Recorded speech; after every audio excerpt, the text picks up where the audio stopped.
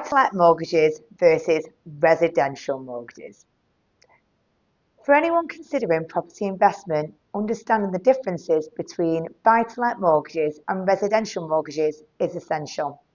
While they may appear similar, they serve different purposes and come with unique terms, eligibility criteria and costs.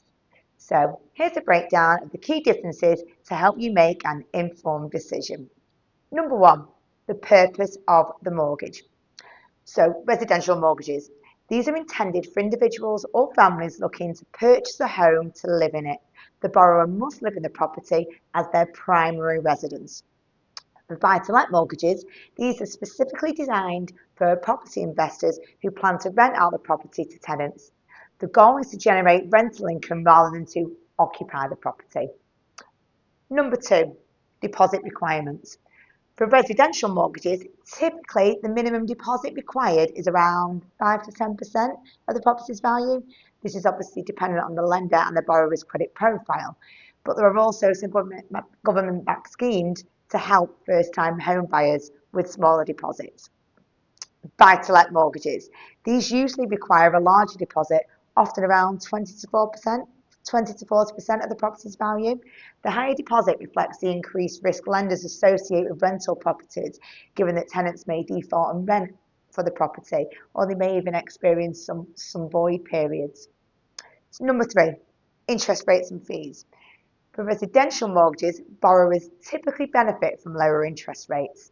This is because lenders view owner-occupied properties as lower risk. These mortgages also often have lower arrangement fees. For buy-to-lets, now the interest rates are generally higher due to the perceived risk associated with renting out a property. Additionally, buy-to-let mortgages tend to have higher arrangement fees and may include other fees such as valuation fees specific to rental properties. Number four, the affordability assessment criteria. Now, for residential mortgages, lenders assess affordability based on the borrower's income, employment status, credit score, and existing financial commitments. The focus is on ensuring the borrower can afford the monthly repayments. For buy-to-let mortgages, affordability is assessed differently. Lenders look primarily at the expected rental income from the property rather than the individual borrower's income. Most lenders require that rental income covers at least 125 to 145% of the mortgage payments, offering a buffer in case of rental voids or unexpected costs.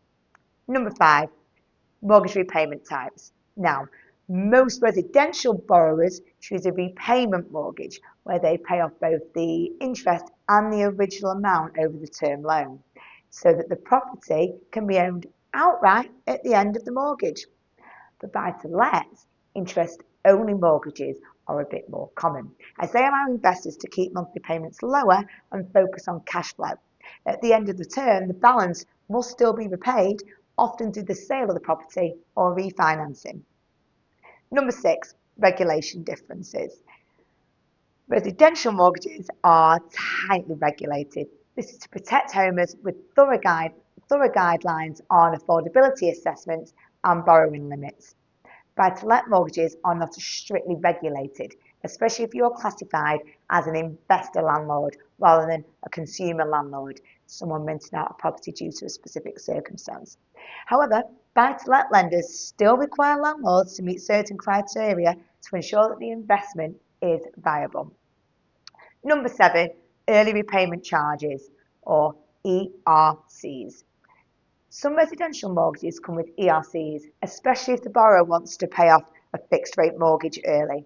However, many residential mortgage products offer flexibility with no or even low penalties for overpayments or early repayment. For buy-to-let mortgages, ERCs are often stricter.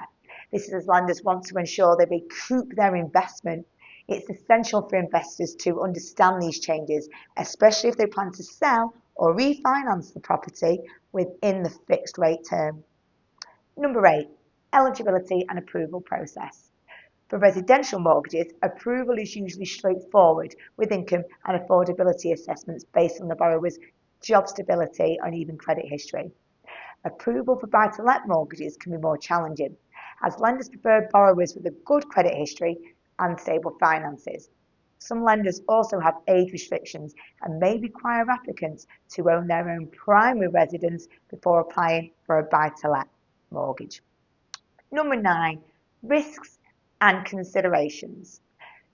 For residential mortgages, risks are generally lower, with stability in monthly payments and no need to worry about tenant management or even rental income fluctuations. Buy-to-let properties, they carry additional risks such as rental voids, tenant turnover, property maintenance costs. Landlords also face potential changes in legislation, taxes, market conditions.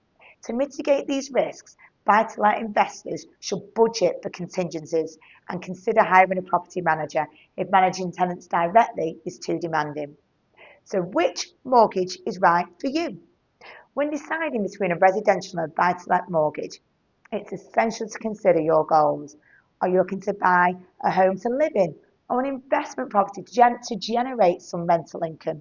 For those looking to enter the property investment market, buy-to-let mortgages offer a viable financing solution but come with different requirements and risks that traditional residential mortgages don't often have.